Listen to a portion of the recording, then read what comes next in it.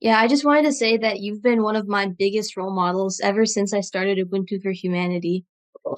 And it's been so inspiring to work with you in Develop Africa in our mission to ensure quality education for the children of the world. Well, I'm very happy that I played a small role, right? I played a Oh, role.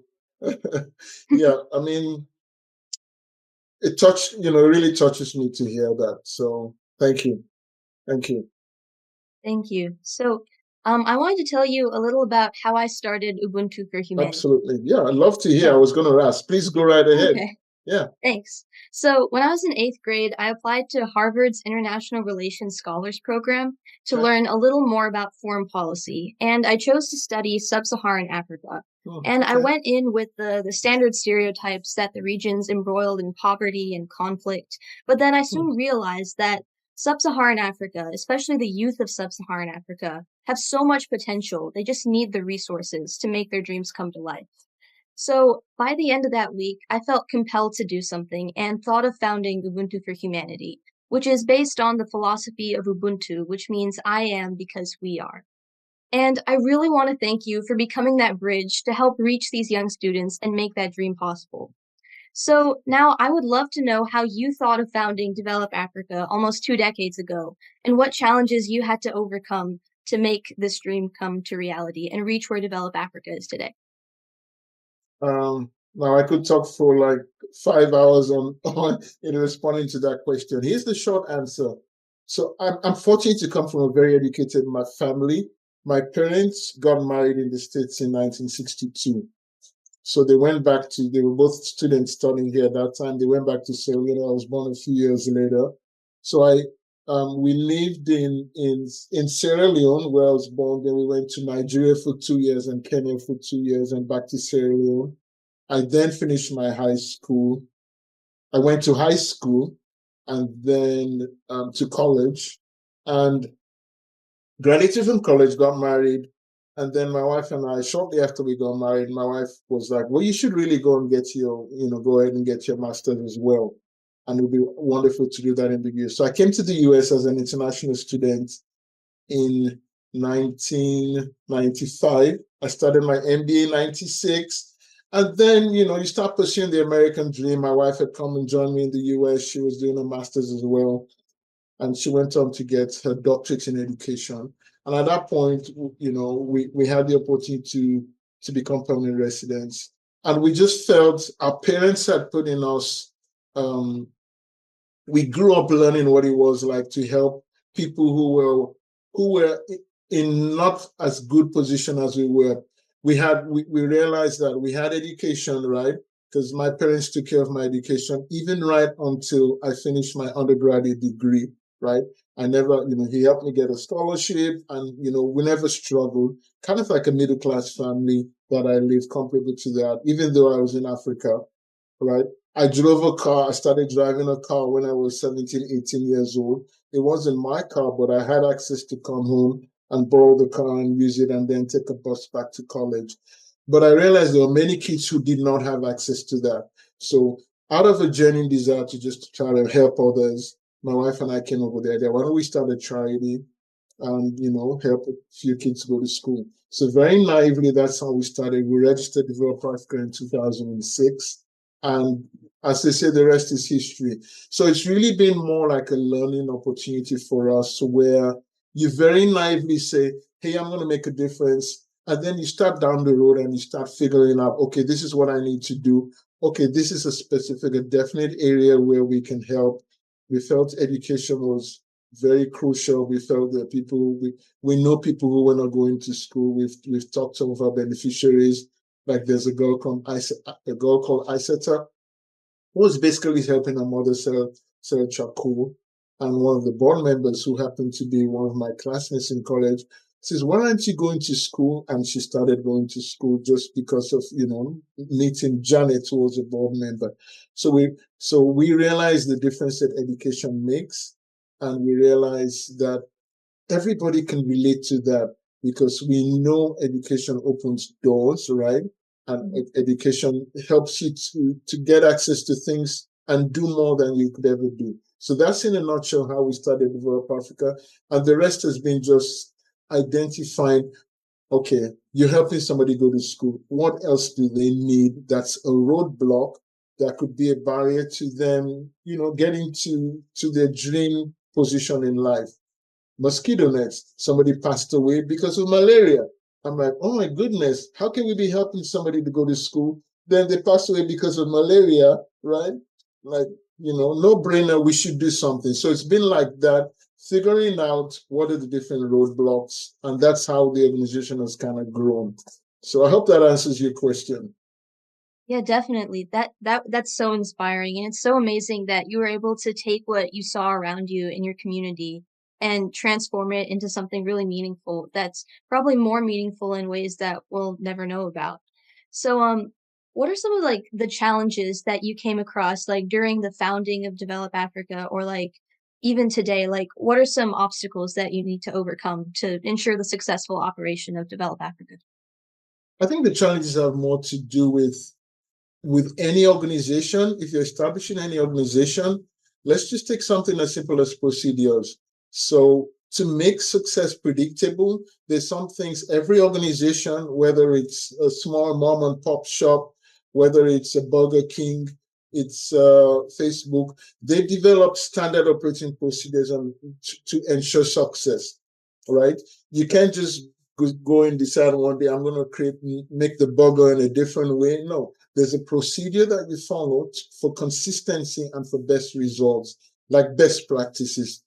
So one of the challenges I've been facing is how do we develop a culture of best practices where we can make results predictable? So for instance, if we're figuring out, okay, I'm trying to find a good example. Let's just say, for instance, we're taking pictures. This is something we even discussed today in one of our meetings. Sometimes we get high quality pictures. Sometimes the pictures we get back from the team really, they don't showcase the event, or there is no good story behind the event. So if we turn around and want to share that with, somebody like you or with a partner organization, and all we get back are just these pictures and we're scratching our head, okay, what else really happened behind the pictures? So we have to develop a good procedure. Take the pictures in this way, right? We document. The pictures should be, we need to have picture of the beneficiary, something that will tell the story. Are they holding a thank you photo or some kind of a sign which says thank you Ubuntu for human rights, thank you Renaz.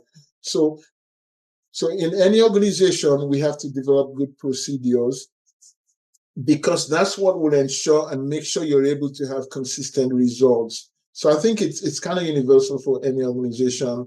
And so that's one of the things that I probably talk about, probably on a weekly basis.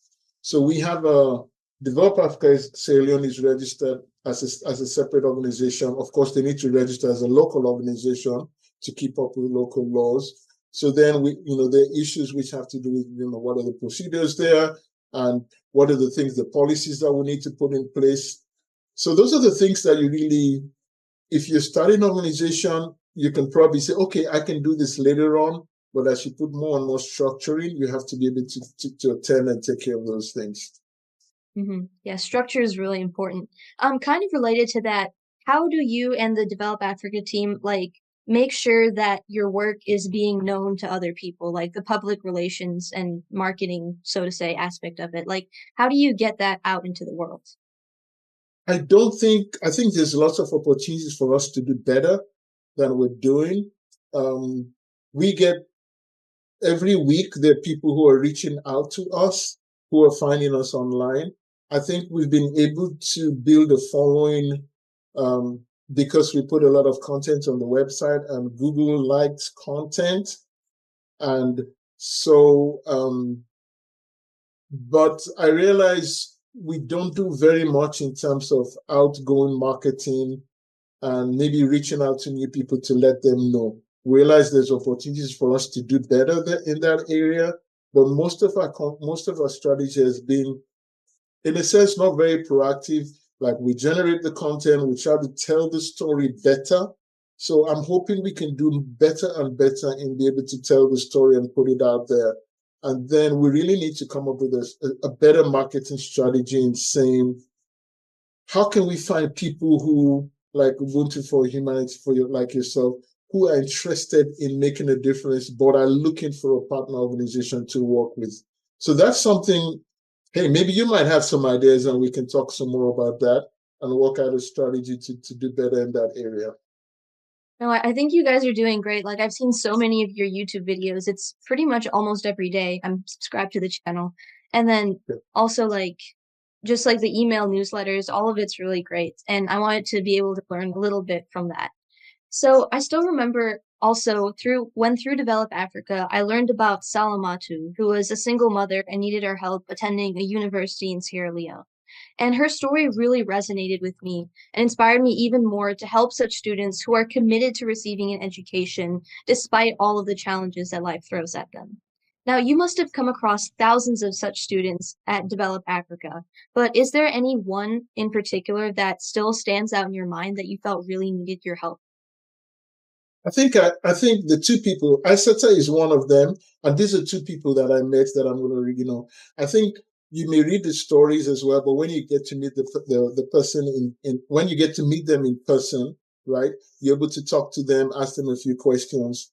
It helps you to connect a bit further with them behind just watching a picture or video. So Isata is somebody, for instance, that I mentioned that I've actually met in person who, I think, and of course, reading her story and see how far she's come. We've supported her for maybe 10 or 12 years at least. I think it really helps to be able to see how they, like a before and an after picture. Not that she's done, but you can see some progression in how far she's been able to come. And that really kind of warms your heart that you think, what would her life have been like if we had not run across, we had not crossed paths, so to speak. And it's something that really, motivates me. So, many days when I wake up, I even think about it and I think, okay, this is another day. It's another opportunity to be able to do something where, um, you know, there's a there's a quote from a movie called The Shawshank Redemption, I Oh think is yeah. what it's called. And Hmm. this, I don't remember which character says that get busy living or get busy dying. So for me, it's a sense of I need to get busy living because I'm in a position where, I mean, if you think about it, like, who am I? I'm just somebody who just very naively decided many years ago that I was going to start something. And when I look at, of course, over the years, I've put in a lot of time. I've made like some sacrifices to be able to get the organization where it's at. But on a day like this, I can look back and say, when I wake up in the morning, I need to get busy living because what I'm doing really counts and is making a difference in the lives of others. So it's almost like I feel um, like somebody said to me, people are praying for you to live long because if you live long, they're going to benefit from it because you're just making an impact, so to speak. I hope that kind of makes sense. So I'm really very thankful for it. And I was telling my son, I'm like, who am I? I'm really just, if you look at it, like I think I'm just a regular guy. I wasn't an, I think but I'm just somebody who, I don't know, maybe I was just in the right place at the right time and just put in the time, consistency. I would say that to anybody who's doing a nonprofit, it's the consistency that counts. In anything you're doing, I mean, whether it's academics, it's exercise, you just have to do it consistently and eventually the results will show. Yeah, well, that's so amazing. And really more inspiring than you know, even if you think you're an ordinary person. And I've heard somewhere that extraordinary people are just ordinary people who do extraordinary things. So thank you for being such an extraordinary role model for all of us. Thank you. Um, yeah. I know we kind of touched on this a bit earlier, but what are some of the biggest barriers that you see that often prevent children in Sierra Leone from getting a quality education? Like, for example, most people wouldn't think much of solar lamps, but in areas without steady electricity, they can be really important for students to keep studying at night. So, what do you think are some important but often overlooked resources that kids need to pursue their education? Definitely the solar lights, like you said, it's often overlooked. People don't really think about it and how much of a difference it makes. I can tell you personally, like even when I was in college, I had to use like a kerosene light because of power cuts. And it's sad that so we're talking about, so I finished my high school. This will kind of date me. So you can tell this was several years ago. I went to college in 1983. And I can tell you that a year or two before then, I had to use like a kerosene lantern to study because of power cuts. So if the light goes off and you have a test or an exam tomorrow, and Hmm. you just like to go over some things, even though it's not the ideal situation, you say, okay, I'm going to make do for an hour or two. So that's definitely one resource which is not talked about enough, right? A lot of people don't think about that. We know about things like, of course, tuition, and it would amaze you how many people delay their education or whatever they're pursuing. Even some simple things, because they don't have the tuition to cover it. And in many situations, would it be simply like, okay, here are the list of the people who are accepted. You go there, you see your ID number, it's there. And you have a deadline date which you have to make a payment. And there's nothing like, okay, guess what? I'm going to fill out the FAFSA form. I'm going to apply for financial aid because that's not a thing there. So basically, if your parents can find the money, you start classes. If they don't, you're basically out. So sad to say, but that's the reality. Hmm. So definitely solar lights. Mosquito nets as well helps. I guess there's other things like, maybe a lot of the teachers or professors, particularly when you get into college, they almost require that you purchase a copy of their study notes. So let's just say they are using a textbook, but the teacher has put his own study guide and study notes, right? And he expects you to purchase that. And he says, hey, guess what? It's going to cost you some extra money to be able to get a PDF copy of those notes or a hard copy of those notes, where it's to your advantage. So there are many other little things but if I had to choose one, I would say solar lights. Yeah, that's really discouraging. But I'm so glad that developed Africa has been able to tackle disparities in education from all sides and from so many different angles, not only by providing sponsorships and school supplies for students, but also by funding teachers' salaries and putting an emphasis on digital education with like computer labs and robotics training, and also building the Kamawarni Nursery School to get students started early on their educational journey. And it's given me so much happiness and a feeling of fulfillment to think that I could have even a small part in helping these projects come to life. So So, as the founder and president of Develop Africa, what are some of the projects that have meant the most to you and have given you the most fulfillment over the years? I think computer training is something that I'm putting together an article where I'm planning. I've already started a draft. I'm hoping to share that in the next couple of weeks on the very outside of month on how we got started with computer training. Mm-hmm. And so I have some pictures from the very first computer training that we held, right? I was basically going on vacation and I said, you know what? I know a little Word and Excel, and I can teach anybody who's never used a computer how to use Word and Excel. So we found a makeshift computer lab where there were like maybe 4 or 6 computers, and I had my first training session. I still have those pictures, and I can send you a link, and it'll be included in the story.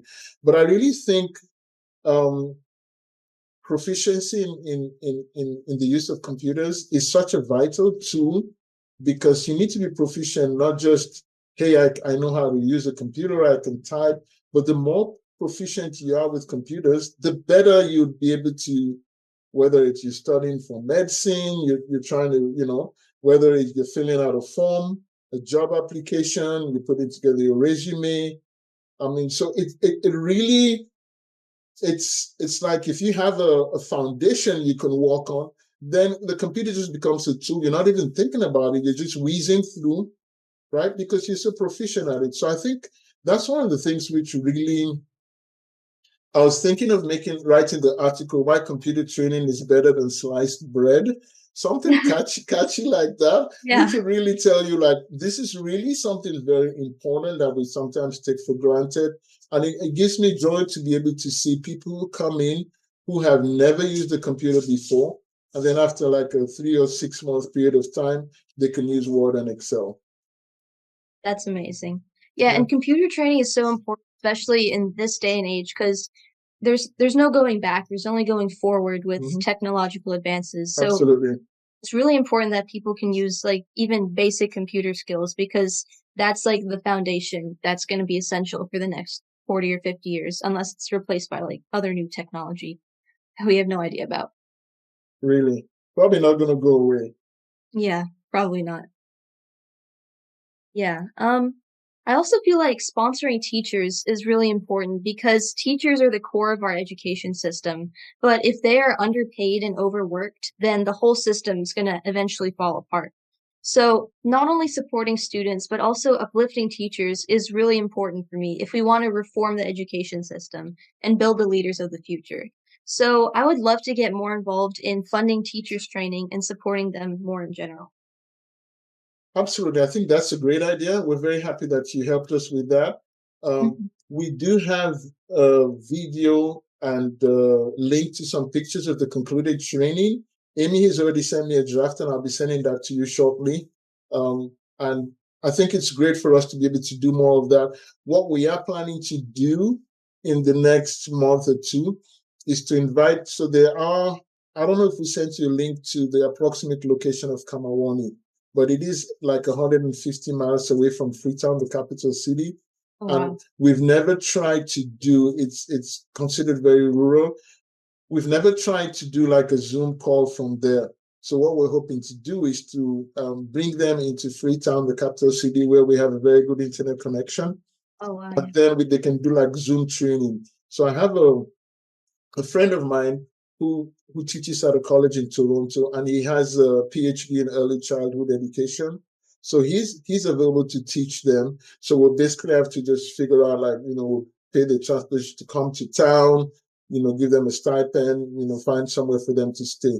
So we're definitely going to continue to do that. And our goal for them is to probably get like a HTC, which is like a higher teacher training certificate or something, so that they'll be well grounded in the discipline and whatever they need to do to, as far as teacher training is concerned. So we'll definitely share some more information on that with you. Yeah, thank you so much. I also wanted to let you know that as I start working with Bank of America next week for an internship, by the end of June, I should have raised more funds that I would love to direct to some of your projects. And recently, I came across a project to support the expenses of your computer lab that provides 133 girls with computer training. And I thought that was extremely inspiring. So, is that project like monthly expenses or like just operational costs in general or like training for computers? I don't remember which one you're talking to, whether it was on Donosy. It's probably like it may actually specify that. So we send somebody out to the computer lab. So we currently have 3 computer labs. This will be in the story that the update that I'm planning to put on. One of them is at an office, and I should have a video which I'll send you a link. One of the trips I made there, I actually did like a walk through the office, so you can kind of see the computer lab. I just kind of like had somebody follow me with a camera. Very kind of impromptu, because he was like, okay, I'm just going to go walk through, and I didn't really plan it, but it'll give you an idea of the layout. Then there is the Fairway Girls Computer Lab, which is a separate one at a school. So those expenses are like, just like we're paying it. Like, for instance, if you take, for instance, the computer lab we have, that location and pretty much most of Freetown, there's one time where there was like no power. We didn't have any power in the office for over 2 to 3 weeks. Just imagine an environment like that where, like, so we ran like, fortunately we have a really generator which provides more power than we need. But of course, there's significant expenses that go along with keeping a generator on for how many, 8 or 9 hours a day. Like, of course we turn it off when they're going home at 5 or 6 o'clock. But those expenses are like, so we're talking about paying for the teacher, the staff, and then transportation if they're going to another location and back. And, so those are the expenses that we're looking at. Oh, wow. Yeah. So I would love to help out with that. I also recently saw videos on your YouTube channel about Develop Africa's initiative to mentor students through debate. And I wanted to let you know that at my school, I've been involved with the speech and debate club since my freshman year, and I'm also Oh, president of the school's club. So, debate has been very meaningful to me in my high school journey, and it's been so inspiring to see Develop Africa's mentoring sessions for youth. So, could you please tell me more about these sessions and if there's a way that I could potentially get involved in mentoring these youth? Wonderful.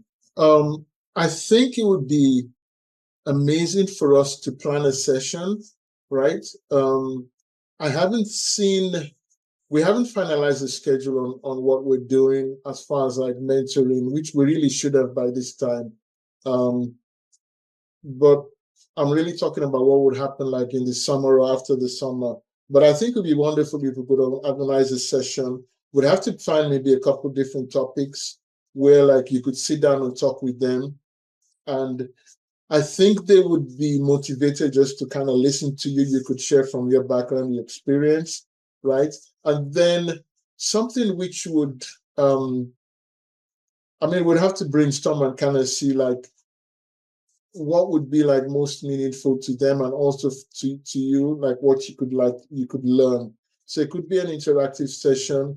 It could be something with just you, or if you want to bring one or two other members of your team, right? And then of course it'd be like a Zoom session. So let's kind of talk some more about that. But definitely we can brainstorm on some ideas on what will be covered in the session. Yeah, so about Zoom, you said that Freetown has a really good internet connection. So for like the students, like where you are, is it mostly in Kamawarni and there's some in Freetown? Or like where is it distributed? Mostly in Freetown, the capital city.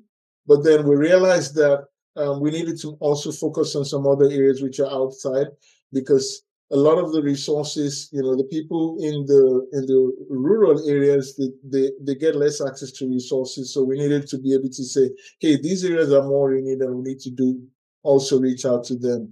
So we have some of our students in Kamawoni, we have some in a couple in McKinney and another town called Bio. So, but I would say at least maybe about 50% of them are in Freetown. Oh, wow. Okay. In the Yeah, that's greater Freetown. Freetown is over 1 million people, so it's not like a small city. yeah, yeah. Well, okay. So, Mr. Sylvester, this has been such an amazing conversation, and I've been looking forward to it for a long time, and I'm still blown away by all the work that you and the team at Develop Africa do to empower youth with the resources they need to succeed. So, thank you so much for being here today. I'm so inspired, and I'm really grateful for all the work that you do.